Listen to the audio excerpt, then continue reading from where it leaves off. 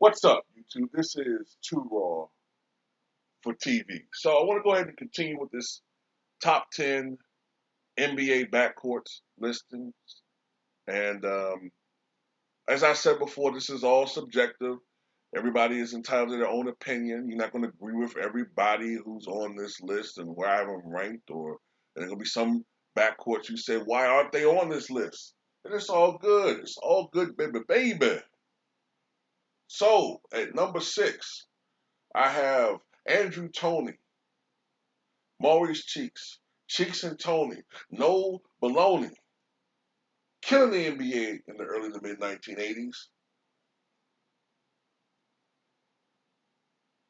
A huge part of why Philadelphia finally broke through, along with, of course, Moses Malone, largely because of Moses Malone, let's be honest. But without them, they still wouldn't have won that title in '83.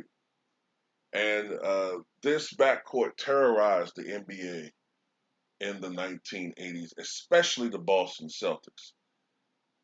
Andrew Toney used to just completely demoralize Boston, hence why he had the nickname the Boston Strangler. He is the primary reason why Boston went and got Dennis Johnson, who himself was a defensive specialist, because they had no answers for Andrew Toney. Now, unfortunately for Andrew Toney, injuries, primarily to his foot, but I think both feet, he had like I think his issues were like with his heel. I don't know I can't remember the specific injuries, but he had problems with both feet.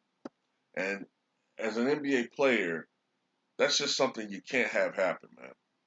And ultimately, by 1988, he was done. But you've probably heard Charles Barkley mention that the best player on those Sixers teams when he got there, he said it wasn't Dr. J. He said it wasn't Moses. He said the best player was Andrew Toney. A lot of people are like, well, who the heck is Andrew Toney? You know, Andrew Toney was that guy, man. Andrew Toney was that guy. But Mo Cheeks was no slouch either. So Mo Cheeks got there first, all right? Mo Cheeks was drafted out of West Texas A&M in 1978, and he largely slowly replaced Henry Bibby, who was their point guard initially. Now, Henry Bibby, for those who don't know, Henry Bibby is the father of future NBA player Mike Bibby, who had his best years with the Sacramento Kings, of course. And also, Henry Bibby is the brother of my former high school coach in John Marshall High School, Coach Bibby. And matter of fact, uh, Henry Bibby's sister-in-law taught in my English class at John Marshall. So that's a little connection that I have to the Bibby family. Not really, but just a victim of circumstance there, you know. But yeah, Maurice Cheeks was a great traditional floor general pass first point guard. But his most dangerous asset was he was a great one-on-one defender, and he had extremely quick hands, and he had a penchant for getting steals. Um, he went through a 10-year stretch where he averaged at least 2 steals a game. He set a record in 1979 in the playoffs that still stand today, where he averaged 4.1 steals per game during that playoffs. And when he retired in 1993, he was the all-time leader in steals at 2,310.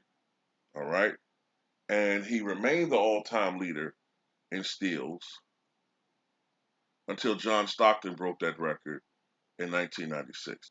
Also, at the time of his retirement, Maurice Cheeks was fifth in career assists. Now, of course, he's fallen a little bit further behind, on that list. But Maurice Cheeks was a four-time NBA All-Star. For 4 years in a row, he was All Defense First Team, and then in '87 he was All Defensive Second Team. In the 1987 playoffs, Maurice Cheeks averaged over 20 points per game during that entire run, and his number 10 is retired by the Philadelphia 76ers. But Andrew Toney came about in 1980. He came out of the University of Louisiana. Now, Andrew Toney was largely the replacement of Doug Collins, who was a great guard in the 70s, but by the late 70s into the 80s, he was becoming decimated by injuries.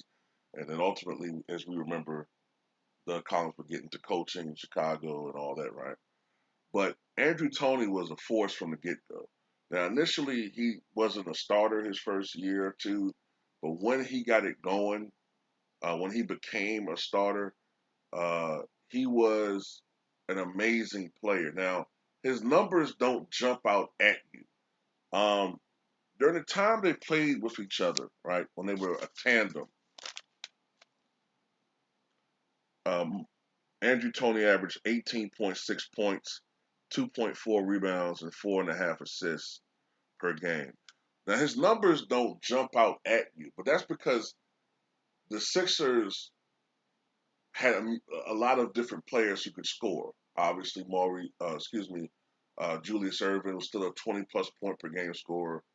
Uh, Mo Malone would give you 25 points per game.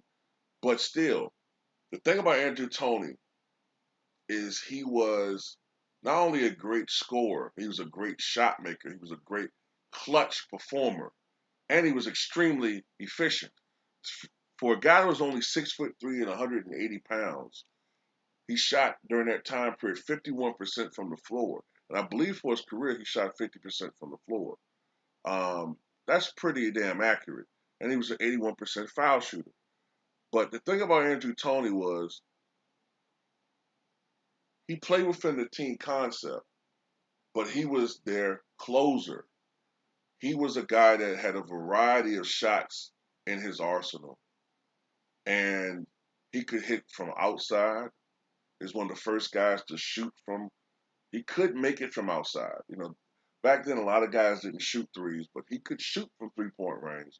But his bread and butter was the mid range, and he would occasionally take it to the basket, and he could score over bigger players. And that's what made him so dangerous offensively. And he had these big games against Boston. He single-handedly, in some series, beat teams. And he beat Boston in the conference finals. I believe it was in 1983. He put on a magnificent performance against them. I think it was Boston. I got to relook to see which year it was. But um, he was an amazing player, man, and he was destined to be a Hall of Famer.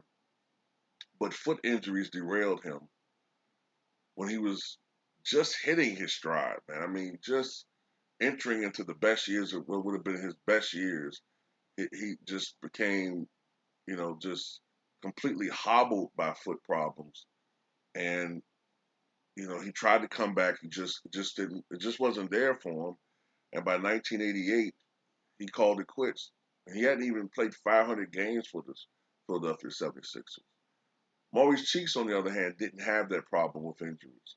He was able to play well into the 1990s, and he came to the NBA 2 years before Andrew Toney. Now, during his time playing as a teammate with Andrew Toney, Maurice Cheeks averaged 12.4 points, 2.8 rebounds, 7 assists, and 2.4 steals.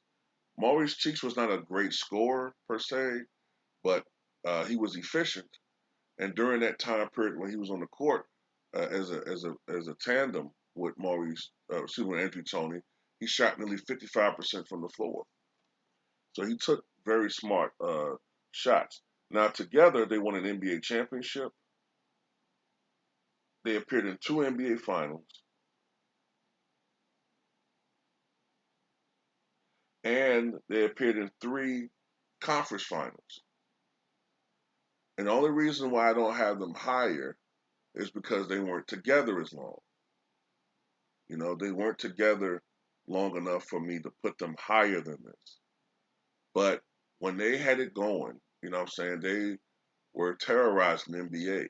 Maurice Cheeks on defense, Andrew Toney on offense.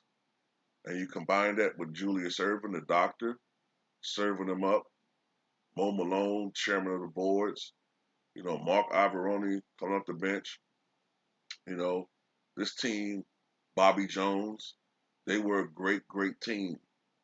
And most people talk about, like I said, Julius Erving and Mo Malone and, you know, and other guys, but you cannot forget the contributions of Andrew Toney and Maurice Cheeks.